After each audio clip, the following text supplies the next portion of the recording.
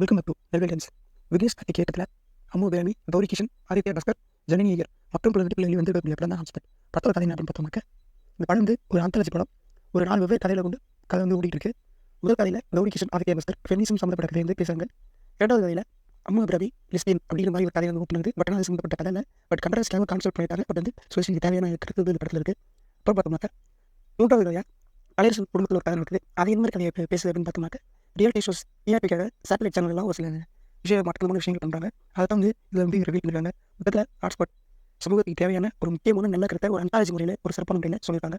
But இதில் நடிக்கிறதுக்கு நடிகர்கள் எல்லாமே சிறப்பான நடிப்பை வெளிப்படுத்தியிருக்காங்க. நடிக்க வச்சு இந்த விதமும் கூட நல்லா இருந்துச்சு. இதில் விக்னேஷ் கார்த்திக் தன்னுடைய சிறப்பான உழைப்பு வெளிப்படுத்திருக்காரு. மொத்தத்தில் hotspot super fantastic feel good movie.